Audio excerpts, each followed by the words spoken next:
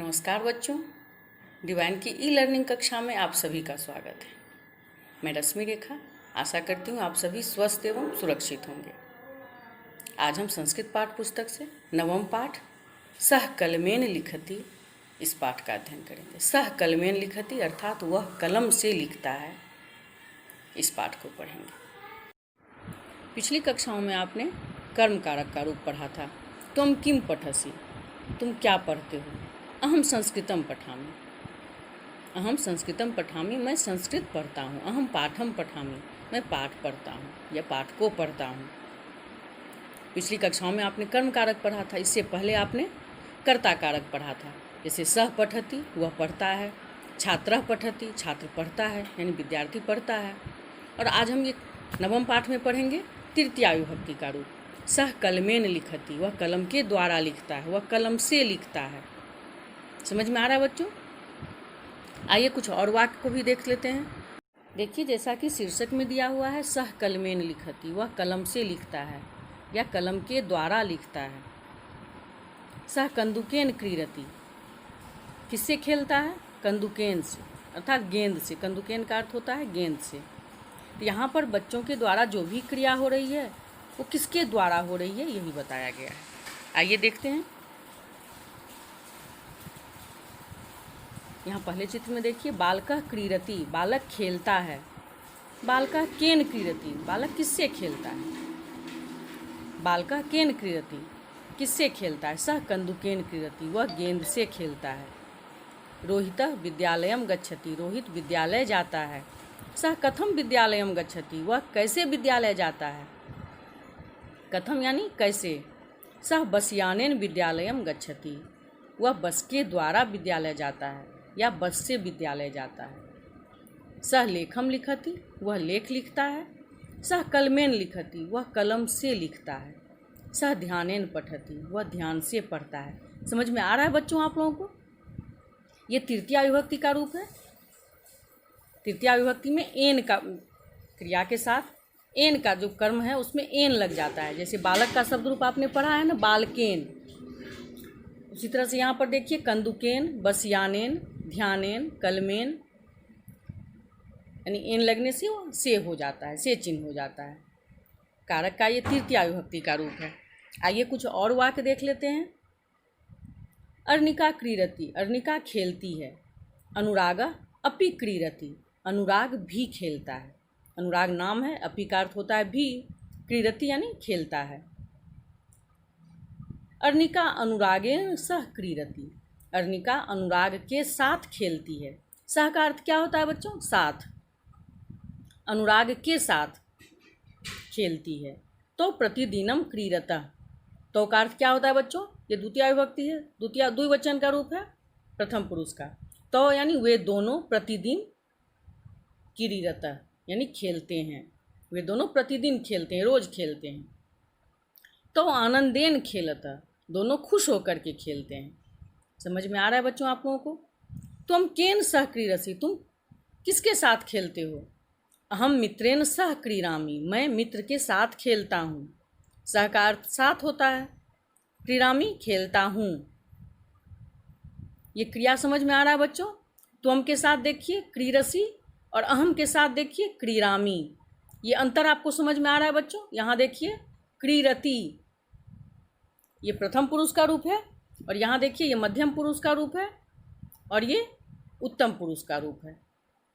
आवाम आनंदेन क्रीडाव, हम दोनों खुश होकर के खेलते हैं। आनंदेन यानी खुश होकर के खेलते हैं, क्रीडाव खेलते हैं।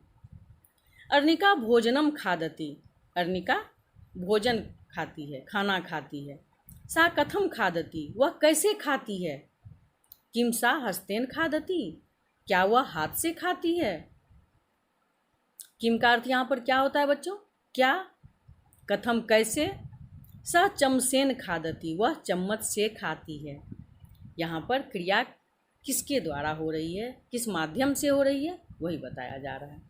और इसलिए इसका आप लोग हिंदी में पढ़े हो ना, करण कारक के लिए से चिन्ह का प्रयोग होता है, यहाँ पर से चिन्ह का प्रयोग होता है। ये विभक्ति तृतीया विभक्ति का प्रयोग है। प्रातः काला भवति, सुबह हो रही है।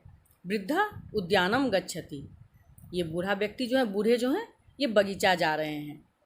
स भ्रमणम करोति, वह टहलने जा रहे हैं, घूम रहे हैं, टहल रहे हैं। सह दंडेन चलती, वह लाठी से चलते हैं या डंडे से चलते हैं। बच्चों, ये पाठ आपको समझ में आया? आइए कुछ ध्यान रखने योग्य बातें भी देख लेते हैं। से अथवा के द्वारा के अर्थ में करण कारक तृतीया विभक्ति का प्रयोग होता है। ये अभी हमने बताया था ना आप लोगों को, ये तृतीया विभक्ति का प्रयोग है जहाँ जो करण कारक के लिए होता है। पहला प्रथमा विभक्ति कर्ता कारक है, द्वितीया विभक्ति कर्म कारक है, और ये तृतीया विभक्ति है जहाँ जो से चिन्ह के लिए प्रयोग होता है, जहाँ पर से चिन्ह प्रयोग होता है के द्वारा। यथा सह कलमेन लिखति, जैसे वह कलम से लिखता है।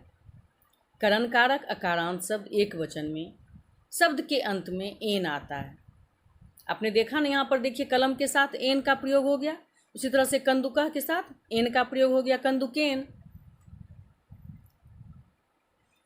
प्रश्न में कथम अथवा केन का प्रयोग होता है, ये आपने अभी देखा है ना वाक्यों में। जैसे सह कथम विद्यालयम गच्छति, वह कैसे विद्यालय जाता है। सह केन सह गच्छति, वह किसके साथ जाता है। समझ में आ रहा है बच्चों आप लोगों को? उपपद सह के योग में तृतीया का प्रयोग होता है। यथा सह मित्रेन सह गच्छति, वह मित्र के साथ जाता है। समझ में आ रहा है बच्चों आप लोगों को? आइए कुछ शब्दार्थ देख लेते हैं। संज्ञा पदानी यानी संज्ञा पद, कंदुकेन गेंद से, हस्तेन हाथ से, चमसेन चम्मच से, दंडेन लाठी या छड़ी से, ध्यानेन ध्यान से, कलमेन कलम से। सर्वनाम पद देख लेते हैं। सर्वनाम पदानी केन किससे, क्रियापदानी चलती चलता है या चलती है, क्रीडति खेलता है या खेलती है, अव्यय पदानी यानी अव्यय पद कथम कैसे, सह साथ। बच्चों, इन शब्दार्थ को आप सुंदर अक्षर में अपनी कॉपी में लिखेंगे और इसको याद भी कर लेंगे। उम्मीद है बच्चों ये पाठ आपको समझ में आया होगा। आइए अब गृह कार्य भी देख लेते हैं। बच्चों, आपका गृह कार्य है, पाठ को सस्वर शुद्ध उच्चारण के साथ वाचन करेंगे। सर्वनाम के रूपों को तीनों वचनों के साथ याद करेंगे। सर्वनाम का रूप आपने पढ़ा है बच्चों पिछली कक्षाओं में। प्रथम पुरुष का रूप वह के लिए होता है सह, तो ते, सह एक वचन का रूप है, तो द्विवचन का रूप है और ते बहुवचन का रूप है। इसी तरह स्त्रीलिंग के लिए होता है सा एक वचन का रूप है, ते द्विवचन का रूप है और ता बहुवचन का रूप है। मध्यम पुरुष का रूप है त्वम, युवाम, युवम। इसी तरह से उत्तम पुरुष का रूप है अहम, आवाम, वयम। ये दोनों लिंगों के लिए एक समान प्रयोग होता है। इसको आप अच्छे से याद कर लेंगे। शब्दार्थ को सुंदर लिखावट में आप लिखेंगे तथा याद भी कर लेंगे। पाठ को आप अच्छे से पढ़ेंगे। धन्यवाद बच्चों, मिलते हैं फिर अगली कक्षा में।